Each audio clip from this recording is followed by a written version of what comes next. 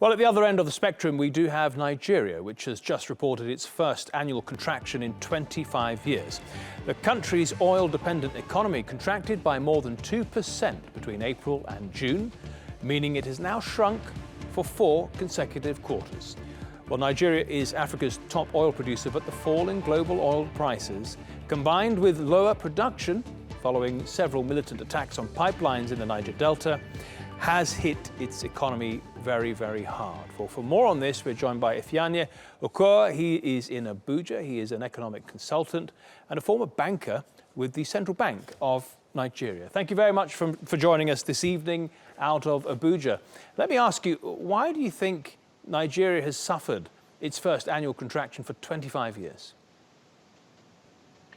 Well, I think the reason is, first of all, oil. You know, we depend over 90% of our foreign exchange on oil sales, so that's the main reason, fundamentally. Yeah, but you know, the Nigerian government is now saying as prices start to move higher, there's no question Nigeria will move out of this recession and is already doing so. Do you agree with that?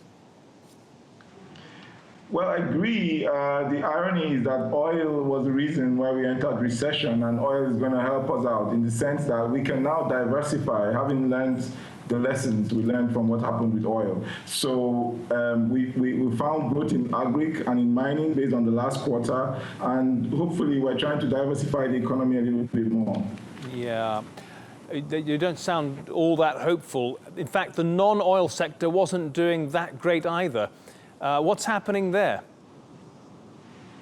You see, the thing is, the non-oil sector, even it takes a whole lot of growth for it to make an impact because the FX comes really from oil. So, you know, and then the diversification is very slow. So that's why I'm not too hopeful that that will make any serious contributions. But government policy can fix things by attracting investors and also the shrinking of the difference between apparel and official rates. Well, what's holding investors back, international investors? What's turning them off? Well, I think one of the main reasons is the foreign exchange policy. You know, as it is now, there's about 100 naira difference between the official rate and the parallel market rate. So there's a chance that an investor would feel cheated if you're going to bring your money at a lesser rate and things like that. So people are watching us. They're watching the availability of FX, the ability of them moving out their funds when they want to, because the scarcity of FX is a problem. But aren't international investors a little bit worried about Nigeria's leadership right now? What's happened to the president?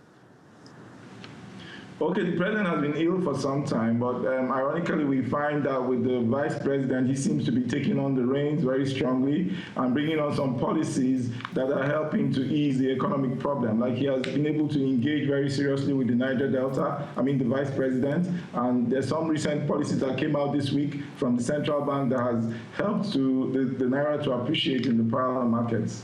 Ifeanyi Ukoha in Abuja, thank you very much for your analysis. Appreciate it.